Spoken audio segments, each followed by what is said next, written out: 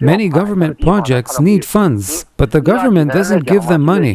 Take Jinan City as an example. The traffic problems are very serious here, but traffic construction is very undeveloped. The local government doesn't care about the people's money. They spend the money at their will. I don't trust them at all.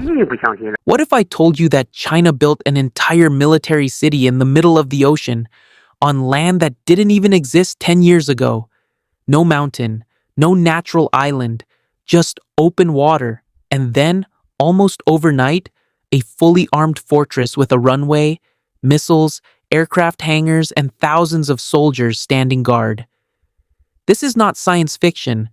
This is happening right now in the South China Sea. Deep in the South China Sea lies one of the most disputed regions on the planet. Hey guys, I'm Karen and this is the Run List. So for many Chinese people, owning a home is a dream that's out of reach, but it doesn't mean there haven't been mega constructions going on around the country, particularly those built by government officials for themselves. The Spratly Islands. 6 countries claim ownership over this stretch of water, including the Philippines, Vietnam, and Malaysia. These waters carry some of the world's busiest shipping traffic, and beneath the surface may lie billions of barrels of oil and trillions of cubic feet of natural gas.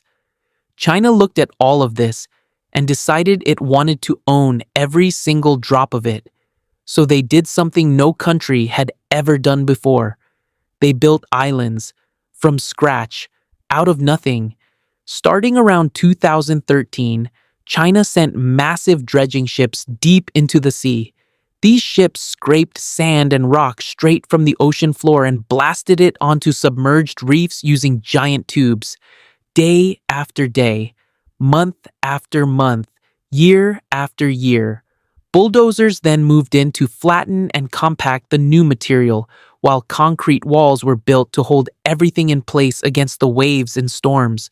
From space, the transformation was shocking.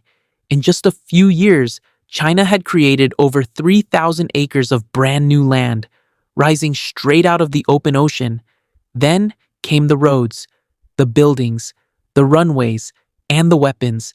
The most jaw-dropping example of all is a place called Fiery Cross Reef. This was once a coral reef that barely broke the surface of the water. Today, it is an island over 680 acres in size, featuring a 10,000-foot military runway long enough to land any aircraft in China's entire Air Force fleet. It has deep water ports, aircraft hangars big enough for 24 fighter jets, radar towers scanning the skies, missile launch sites, a fully equipped hospital, soldier barracks, a running track, and even basketball courts. One United States senator who flew directly over it reported seeing missile silos opening as his plane passed just 1,000 feet above. Now, China always claimed these islands were peaceful, built for weather monitoring, search and rescue, and civilian purposes. In 2015, President Xi Jinping personally promised then U.S. President Barack Obama that China had no intention of militarizing them. But satellite images, aerial photography, and U.S. military commanders told a completely different story. Today, at least 3 of these man-made islands, Fiery Cross, Subi Reef, and Mischief Reef, are confirmed fully militarized bases, each armed with anti-ship missiles, combat aircraft, hardened shelters, and advanced radar systems capable of monitoring an enormous stretch of ocean and sky. And here is what makes this even more remarkable. Under international law, artificial islands do not give a country any legal rights to the surrounding waters. An international court already ruled against China's claims back in 2016. But China ignored that ruling completely, because on the water, in the real world, China is already there, already armed, already in control. And as of right now in 2026, they are still not done.